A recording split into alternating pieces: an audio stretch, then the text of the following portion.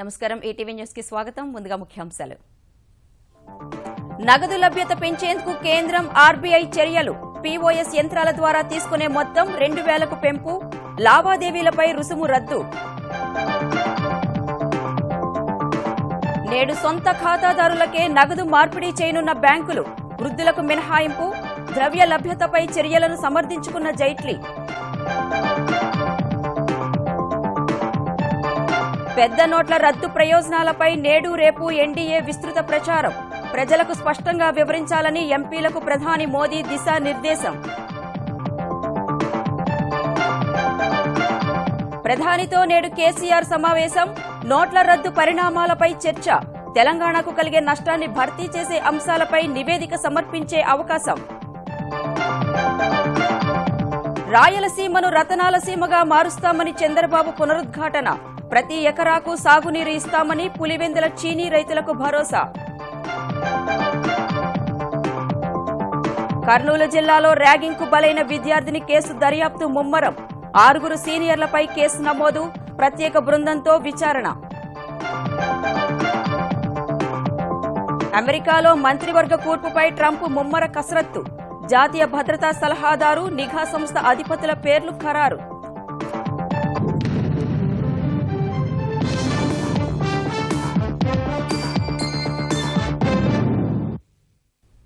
పెద్ద నోట్ల రద్దు తర్వాత దేశవ్యాప్తంగా నగదు లభ్యతను పెంచేందుకు కేంద్రం ఆర్బీఐ చర్యలు ముమ్మరం చేశాయి.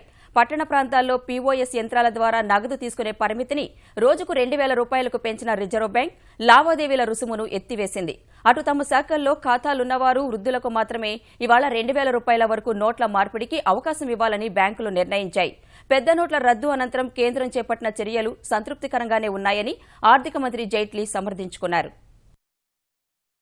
500, 1000 రూపాయల నోట్ల రద్దు తర్వాత ప్రజలకు సరిపడా నగదును అందుబాటులో ఉంచడమే లక్ష్యంగా రిజర్వు బ్యాంకు మరిన్ని చర్యలు చేపడుతోంది. బ్యాంకులు, ఏటీఎంలకు తోడు దేశంలోని అనేక చోట్ల ఉన్న పాయింట్ ఆఫ్ సేల్ యంత్రాల ద్వారా నగదు అందించడంపై దృష్టి పెట్టింది. ఇప్పటి వరకు పీఓఎస్ యంత్రంలో డెబిట్ కార్డును స్వైప్ చేయడం ద్వారా రోజుకు 1000 రూపాయలు విత్డ్రా చేసుకునేందుకు వీలుండగా ఆ పరిమితిని రిజర్వు బ్యాంకు 2000 రూపాయలకు పెంచింది. పీఓఎస్ల ద్వారా జరిపే లావాదేవీలపై డిసెంబర్ 30 వరకు ఎలాంటి రుసుము వసూలు చేయబోమని ప్రకటించింది. పీఓఎస్ యంత్రాలు కలిగి ఉన్న పెట్రోల్ బంకుల నుంచి నగదు తీసుకునే సౌకర్యం ఇప్పటికే అందుబాటులోకి రాగా శుక్రవారం నుంచి దేశంలోని 700 పెట్రోల్ బంకులు ఒక్కో డెబిట్ కార్డుపై గరిష్టంగా 2000 రూపాయలు అందిస్తున్నాయి. ఈ సదుపాయాన్ని రేపటిలోగా మరో 2500 పెట్రోల్ బంకులకు, క్రమంగా 20,000 బంకులకు విస్తరించాలని బ్యాంకులు భావిస్తున్నాయి. మరోవైపు పెద్ద నోట్ల రద్దు తర్వాత క్షణం తీరిక లేకుండా పనిచేస్తున్న బ్యాంకులు ఇవాళ తమ శాఖల్లో ఖాతాలున్న వారికి మాత్రమే సేవలందించాలని నిర్ణయించాయి. ఇప్పటి వరకు ఎవరైనా ఏ బ్యాంకుకైనా వెళ్లి పాత నోట్లు మార్చుకునే అవకాశం ఉండగా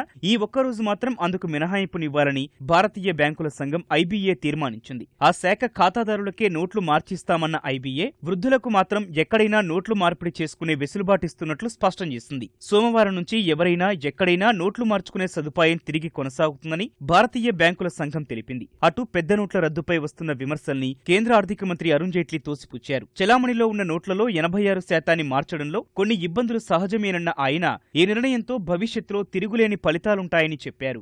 I don't think this could have been better executed than what it's being executed now. Now, obviously, when a currency replacement takes place, there is bound to be initial inconvenience, but you don't have a single major incident in the whole country. It's moving smoothly. As every day passes by, today I went and saw the banks myself, the queues have become extremely small. And this is all over the country. And the next 1 or 2 weeks, we particularly will have to make sure that more and more currency reaches the rural areas, because that's where it's required. Now, this is probably in recent memory the largest currency replacement that has taken place anywhere in the world. సామాజిక అనిశ్చితి, చెప్పుకోదగ్గ స్థాయిలో ఆర్థిక ఇబ్బందులు లేకుండా నోట్ల రద్దు నిర్ణయాన్ని అమలు చేయడం కేంద్రం సాధించిన ఓ విజయమని జైట్లీ అభిప్రాయం వ్యక్తం చేశారు. పెద్ద నోట్ల రద్దు వెనుకున్న ఉద్దేశాలు, ఆ చర్యతో కలిగే లాభాలపై ప్రజలకు పూర్తి స్పష్టత ఇవ్వడంపై ఎన్డీఏ దృష్టి పెట్టింది. విపక్షాలు తీవ్ర విమర్శలు గుప్పిస్తున్న వేళ నేడు రేపు క్షేత్రస్థాయిలో పర్యటించనున్న అధికార పక్షం ఎంపీలు పెద్ద నోట్ల రద్దుపై వాస్తవాల్ని ప్రజలకు వివరించనున్నారు. క్షేత్రస్థాయిలో పరిస్థితిని అంచనా వేసి నగదు లభ్యతను పెంచేందుకు అదనంగా చేపట్టాల్సిన చర్యలపై ప్రభుత్వానికి సూచనలు చేయనున్నారు. అవినీతి, నల్లధనంపై పోరులో భాగంగా పెద్ద నోట్లు రద్దు చేసిన ఎన్డీఏ ప్రభుత్వం అదే విషయాన్ని ప్రజల్లోకి విస్తృతంగా తీసుకెళ్లేందుకు సిద్ధమైంది. శుక్రవారం పార్లమెంటు ఆవరణలో సీనియర్ మంత్రులతో ప్రత్యేకంగా భేటీ అయిన ప్రధాని నరేంద్ర మోదీ ఈ మేరకు కీలక సూచనలు చేశారు. పెద్ద నోట్ల రద్దు అనంతర పరిస్థితుల్ని సమీక్షించిన ఆయన రాజకీయంగా అనుసరించాల్సిన వ్యూహంపై దిశానిర్దేశం చేశారు. ఎన్డీఏ పక్షాలకు చెందిన పార్లమెంటు సభ్యులు, నేతలు నేడు రేపు క్షేత్రస్థాయిలో పర్యటించి పెద్ద నోట్ల రద్దుకు సంబంధించిన వాస్తవాల్ని ప్రజలకు వివరించి వారి అనుమానాల్ని నివృత్తి చేయాలని ప్రధాని సూచించారు. మోదీ సూచనల మేరకు పార్లమెంటు లోపల బయట అనుసరించాల్సిన వ్యూహంపై ఎన్డీఏ ఓ నిర్ణయానికొచ్చింది. ఏటీఎంల ఆధునీకరణ, సామర్థ్యం పెంపు వంటి చర్యలు వేగవంతమయ్యాయని, 1-2 వారాల్లో పరిస్థితి పూర్తిగా చక్కబడుతుందన్న భరోసా కల్పించేలా ప్రచార కార్యక్రమాలు నిర్వహించాలని తీర్మానించింది. అందుకోసం పెద్ద నోట్ల రద్దుకు సంబంధించిన పూర్తి సమాచారాన్ని ఎంపీలకు అందజేసింది. క్షేత్రస్థాయి పరిస్థితుల్ని అంచనా వేసి సామాన్యులకు ఇబ్బందులు ఎదురవ్వకుండా చేపట్టాల్సిన చర్యలపై సూచనలు చేయాలని ఎంపీలను ఎన్డీఏ కోరింది. పార్లమెంట్లోనూ విపక్షాల విమర్శల్ని దీటుగా తిప్పికొట్టి అవినీతి, నల్లధనాన్ని ఎవరు సమర్థిస్తున్నారో, ఎవరు వ్యతిరేకిస్తున్నారో ప్రజలకు స్పష్టంగా తెలియజెప్పాలని నిర్ణయించింది. ఆ దిశగా వ్యూహాలకు పదును పెడుతున్న ఎన్డీఏ విపక్షాల విమర్శల్ని ఎప్పటికప్పుడు గట్టిగా తిప్పికొడుతోంది. Intolerant is not the people, intolerant is not BJP, intolerant is not Modi. Intolerant are those people who are intolerant towards the victory of the Modi, they are not able to digest it. दो कारण, वो तो जिस तरह का इनको बुरी तरह हराया वो, दूसरा जो उनका बेड के नीचे जो है ना पैसा एकदम आया हो, तो they are not able to digest that. That's the intellectual problem. और एक क्या problem? They can neither sleep nor weep. That's why the common man of India is very happy because the Modi, here is the person who has come, who is hitting these fellows who have earned ill-gotten money. ఎంపీల నుంచి వచ్చే సూచనలకు అనుగుణంగా తప్పనిసరైతే బిల్లుల చెల్లింపు, petrol వంటి పలు అత్యవసర విషయాల్లో పాత నోట్ల చెలామణి గడువును మరింత పొడిగించే అవకాశముందని ప్రభుత్వ వర్గాలు సంకేతాలిచ్చాయి. పెద్ద నోట్ల రద్దు తర్వాత దేశవ్యాప్తంగా బ్యాంకుల వద్ద రద్దీ, ప్రతిపక్షాల ఆందోళనలు కొనసాగుతున్న వేళ ప్రధాని నరేంద్ర మోదీ శుక్రవారం రాష్ట్రపతి ప్రణబ్ ముఖర్జీని కలిశారు. 45 నిమిషాల పాటు సాగిన ఈ భేటీలో నోట్ల రద్దు అంశమే ప్రధానంగా చర్చకు వచ్చినట్లు సమాచారం. నోట్ల రద్దు తర్వాత ప్రభుత్వం చేపడుతున్న చర్యలు, రాబోయే రోజుల్లో వచ్చే ఫలితాలపై రాష్ట్రపతికి మోదీ వివరించినట్లు తెలిసింది. ఈ నెల 8న నోట్ల రద్దు నిర్ణయానికి కొద్దిసేపటి ముందు కూడా ప్రణబ్తో ప్రధాని భేటీ అయ్యారు. తెలంగాణలో పెద్ద నోట్ల రద్దు ప్రభావంపై చర్చించేందుకు ముఖ్యమంత్రి కేసీఆర్ ఇవాళ ప్రధాని నరేంద్ర మోదీతో సమావేశం కానున్నారు. ప్రధాని ఆహ్వానం మేరకు శుక్రవారం రాత్రి ఢిల్లీకి వెళ్లిన ఆయన సాయంత్రం మోదీతో సమావేశమవుతారు. ప్రధాని దృష్టికి తీసుకువెళ్లాల్సిన అంశాలపై శుక్రవారం భారీ కసరత్తు చేశారు. నోట్ల రద్దు తర్వాత రాష్ట్ర ఆర్థిక పరిస్థితి, పన్ను వసూళ్లపై ప్రభావానికి సంబంధించి ఉన్నతాధికారులతో మాట్లాడి సమగ్ర నివేదిక సిద్దం చేసుకున్నారు. నల్లధనం నియంత్రణకు కేంద్రం తీసుకుంటున్న చర్యలకు తమ సంపూర్ణ సహకారం ఉంటుందని ప్రధానికి చెప్పనున్న కేసీఆర్ ఇదే సమయంలో సామాన్యులు, రైతులు, చిన్న వ్యాపారులు, అసంఘటిత రంగంలో పనిచేసేవారు, ఉద్యోగులు నష్టపోకుండా కొన్ని వెసులుబాట్లు కల్పించాలని కోరనున్నట్లు తెలిసింది. పన్నురహిత డిపాజిట్లకు ప్రస్తుతం ఉన్న 2.5 లక్షల పరిమితిని పెంచాలని, 2.5 లక్షలు మించిన మొత్తాన్ని నల్లధనంగా కాకుండా లెక్కలోకి రాని నగదుగా పరిగణించాలని విజ్ఞప్తి చేయనున్నారు. పెద్ద నోట్ల రద్దు వల్ల రాష్ట్ర ఆదాయం గణనీయంగా తగ్గనుందన్న విషయాన్ని వివరించి ఆ మేరకు అప్పులపై మారటోరియం విధించాలని కోరనున్నారు. నల్లధనాన్ని వెలికి తీసేందుకు కేంద్రం చేపట్టిన చర్యల్లో రాష్ట్రాలను భాగస్వాములను చేసేందుకు గాను ముఖ్యమంత్రులతో సమావేశం ఏర్పాటు చేయాలని సూచించనున్నారు. పెద్ద నోట్ల రద్దు తర్వాత హైదరాబాద్ మినహా మిగతా తెలంగాణ జిల్లాల్లో వారం రోజుల వ్యవధిలో 32 కోట్లకు పైగా ఆస్తి పన్ను వసూలైనట్లు పంచాయతీరాజ్ మంత్రి జూపల్లి కృష్ణారావు చెప్పారు. రద్దయిన 500, 1000 నోట్లతో ఆస్తి పన్ను చెల్లించేందుకు విశేష స్పందన వస్తోందని ఆయన పేర్కొన్నారు. అత్యధికంగా మేడ్చల్ జిల్లాలో 8.38 కోట్ల వసూలు కాగా, రంగారెడ్డి జిల్లాలో 5 కోట్లు, సంగారెడ్డిలో 2.54 కోట్లు, ఖమ్మం, మెదక్, నల్గొండ, నిజామాబాద్, సిద్దిపేట, యాదాద్రి జిల్లాల్లో కోటికి పైగా ఆస్తి పన్ను వసూలైందని చెప్పారు. ఈ నెల 24 వరకు పాత నోట్లతో పన్ను చెల్లింపునకు అవకాశం ఇచ్చామన్న జూపల్లి ప్రజలు పన్ను చెల్లించేలా అధికారులు సమాయత్తం చేయాలని ఆదేశించారు. ఈ ఆర్థిక సంవత్సరంలో ఈ నెల 10 వరకు 73.5 కోట్ల రూపాయలు ఆస్తి పన్ను వసూలు కాగా, వారం రోజుల్లోనే 32 కోట్లు వసూలైంది.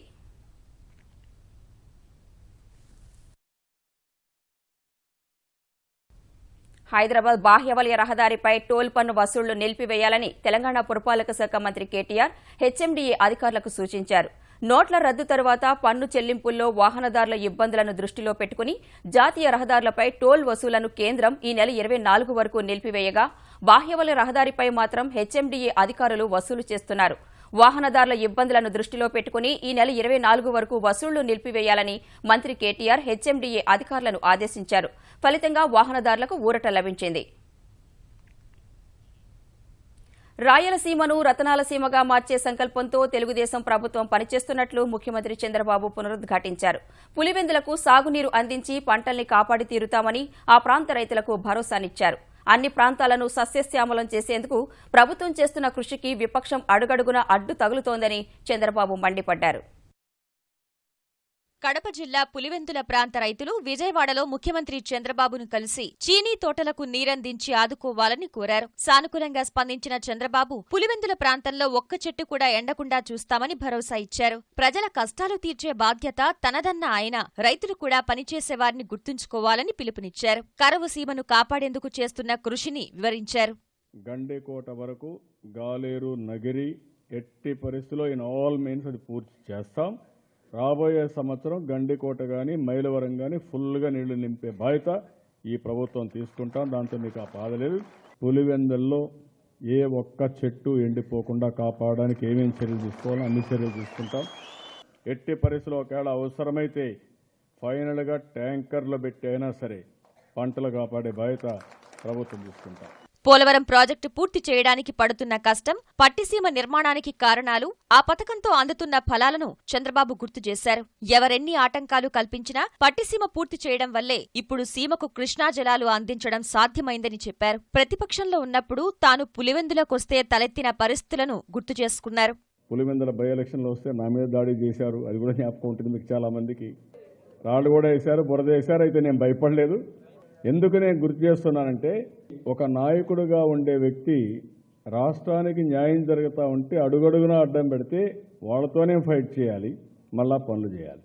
ఒక విధంగా ఆలోచిస్తే పులివెందుల పార్టీ పెట్టినప్పటి నుంచి అన్ని నియోజకవర్గాలు గెలిచాం, కానీ రాష్ట్రంలో పులివెందుల నియోజకవర్గంలో ఇంతవరకు గెలవలేదు. నేను మీకు వదిలిపెడుతున్నా, పని చేసే బాధ్యత మాది. లీడర్షిప్ను తయారు చేసుకొని శాశ్వతంగా ఆ నియోజకవర్గంలో అభివృద్ధి చేసుకునే బాధ్యత మీకు అప్పచెప్తున్నా. మీరు వర్కౌట్ చేసుకోవాల్సిన అవసరం ఉంది.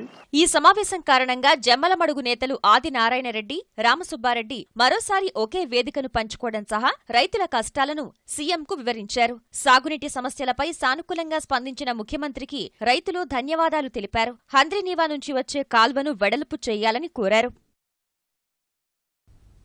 ఏపీపీఎస్సీ తరహాలో నిర్వహించనున్న గ్రూప్ 3 పరీక్ష గ్రూప్ 2 తరహాలోనే 2 దశల్లో జరగనుంది. ఈ మేరకు నిర్ణయించిన ఏపీపీఎస్సీ గతంలో నిర్వహించిన గ్రూప్ 3 పరీక్షకు భిన్నంగా ఈసారి వడపోత విధానాన్ని అవలంబించనుంది. ఇందుకోసం నిర్వహించే ప్రాథమిక పరీక్షలో నిర్దేశించిన కటాఫ్ మార్కుల ఆధారంగా పోస్టుల సంఖ్యను అనుసరించి మెయిన్స్ పరీక్షకు అభ్యర్థులను ఎంపిక చేస్తారు. ఈ గ్రూప్ 3కు సంబంధించి సిలబస్ కూడా రాత్రి ఖరారు చేసి వెబ్సైట్లో పొందుపరిచింది.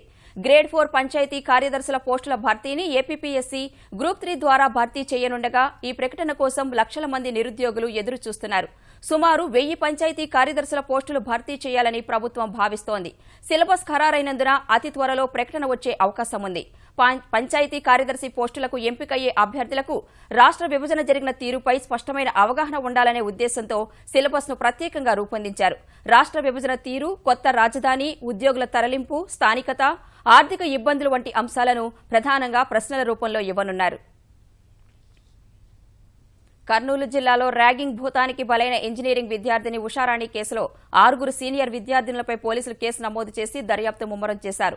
నంద్యాల సమీపంలోని ఆర్జీఎం కళాశాలలో ఉషారాణి ఉన్న వసతి గృహానికి వెళ్లి పరిస్థితులపై ఆరా తీసిన పోలీసు ఉన్నతాధికారులు ప్రత్యేక బృందంతో విచారణ జరిపిస్తామని వెల్లడించారు. కళాశాలల్లో ర్యాగింగ్ నిరోధానికి ప్రభుత్వాలు అనేక చర్యలు చేపట్టినప్పటికీ సీనియర్ విద్యార్థుల ఆగడాలకు జూనియర్లు బలవుతూనే ఉన్నారు. తాజాగా కర్నూలు జిల్లా నంద్యాల సమీపంలోని ఆర్జీఎం కళాశాలలో ఇంజనీరింగ్ మొదటి సంవత్సరం చదువుతున్న కడప జిల్లా బద్వేల్కు చెందిన ఉషారాణి ఆత్మహత్యకు పాల్పడింది. కళాశాల వసతిగృహంలో ఉంటున్న ఉషారాణి సీనియర్లు ర్యాగింగ్ చేయడాన్ని భరించలేక గురువారం విషద్రావణం తాగింది. ర్యాగింగ్ విషయం తండ్రి జయరామిరెడ్డితో చెప్పగా ఆయన కళాశాల యాజమాన్యం దృష్టికి తీసుకువెళ్లినా ఫలితం లేకుండా పోయింది. సీనియర్లు ర్యాగింగ్ పేరుతో వికృత చేష్టలకు పాల్పడటం, నడుస్తున్నప్పుడు కాళ్లు అడ్డుగా పెట్టి కింద పడేయడం, సెల్ ఫోన్లో ఆమెను చిత్రీకరించడం వంటి ఆగడాలకు పాల్పడినట్లు తెలిసిందే. ఆ దృశ్యాలను అసభ్యంగా మార్చి ఇతరులకు పంపడం వంటి చర్యలకు పాల్పడినట్లు వెల్లడైంది. ఈ విషయాలను తండ్రికి చెప్పగా ఇంటికి తీసుకువెళ్లేందుకు హాస్టల్కు వచ్చిన తండ్రితో గురువారం బద్వేల్ బయలుదేరింది. అప్పటికే విషద్రావణం సేవించడం వల్ల మార్గ మధ్యలో అస్వస్థకు గురవడాన్ని గమనించి ఆళ్లగడ్డ ఆస్పత్రిలో చికిత్స చేయించారు. బద్వేల్కు వెళ్లేలోపు మృతి చెందినట్లు తండ్రి పోలీసులకు తెలిపారు. ర్యాగింగ్ పేరుతో సీనియర్ల అకృత్యాలను వివరించారు. ఆయన ఫిర్యాదు మేరకు బద్వేల్ పోలీసులు కేసు నమోదు చేసి దర్యాప్తు చేస్తున్నారు. ఈ కేసు విచారణలో భాగంగా ఆర్జీఎం ఇంజనీరింగ్ కళాశాలకు వెళ్లిన కర్నూలు జిల్లా డీఐజీ రమణకుమార్ వసతి గృహంలోని ఉషా గదిలో విషద్రావణం సీసాను గుర్తించారు. ఆత్మహత్యకు కారణాలపై గదిలో ఉండే విద్యార్థులను విచారించారు. ఆ పిల్లల్ని విచారించాము. అయితే పిల్లలు ఇప్పటివరకు ఏం చెప్పలేదు. అయితే బహుశా భయం మీద ఏమైనా చెప్పలేదేమో మరి. 2 రోజులు పోయిన తర్వాత మళ్ళీ ఇంకొకసారి విచారిస్తాను. ఆ సెల్ ఫోన్ కాల్ డీటెయిల్స్ అవన్నీ కూడా మేము విచారిస్తాము. కానీ ఎటువంటి పరిస్థితుల్లో మాత్రం కేసు ఇంపార్షియల్గా ఒక స్పెషల్ టీంని పెట్టి ఇంపార్షియల్గా ఇన్వెస్టిగేషన్ చేస్తాను. ఖచ్చితంగా ఎవరిదైతే తప్పో వాళ్ళని ఖచ్చితంగా మేము పట్టుకుంటాము.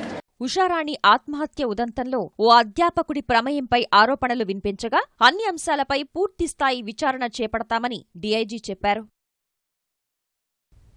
కర్నూలు జిల్లా బి తాండ్రపాడులోని ఓ ప్రైవేటు కళాశాలలో ఇంటర్ విద్యార్థి ఆత్మహత్య చేసుకున్నాడు. రాత్రి 10 గంటల సమయంలో కళాశాల వసతి గృహంలోని తన గదిలో ఫ్యాన్కు ఉరివేసుకున్నాడు.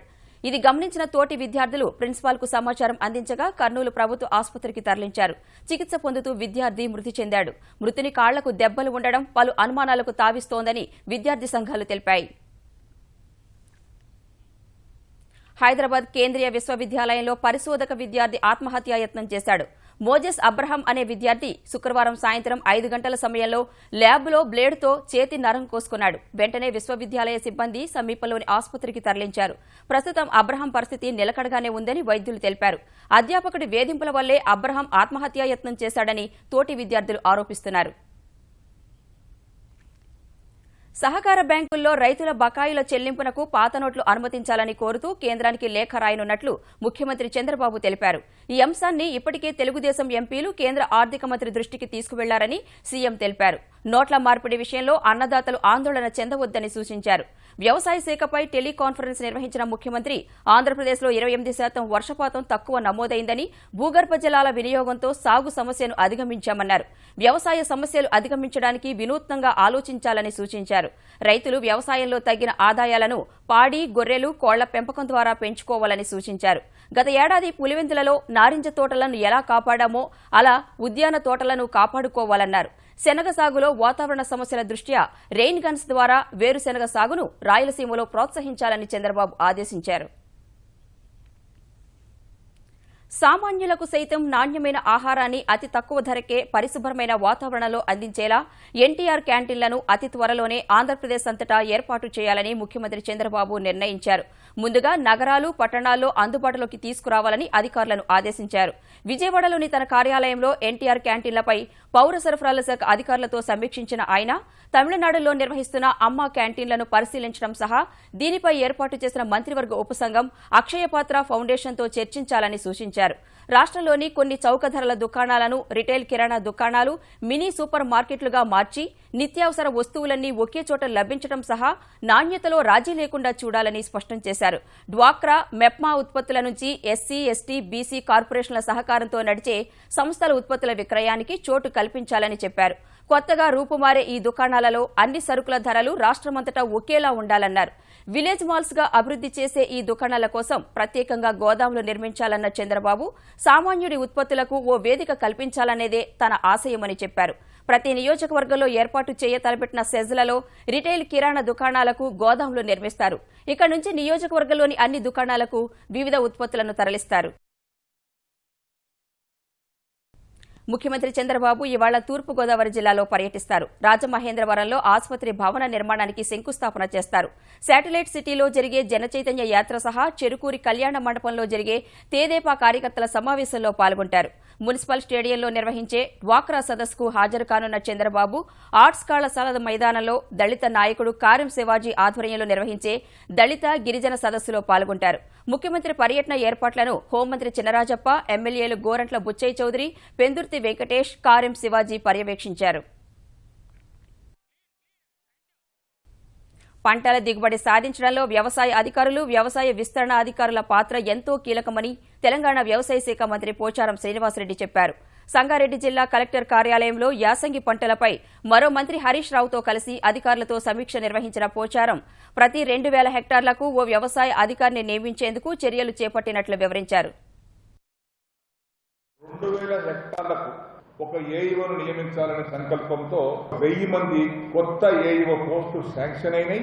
పబ్లిక్ సర్వీస్ కమిషన్ ద్వారా భర్తీ చేయబడింది. కోర్టులో ఏదో కొంత వివాదం ఉండడం వల్ల మొన్నటి వరకు ఆగింది. మొన్న 4 రోజుల క్రితము కోర్టు మన ప్రభుత్వానికి అనుకూలంగా మీరు భర్తీ చేసుకోవచ్చు, ప్రకటించుకోవచ్చు అని తీర్పు కూడా ఇచ్చింది.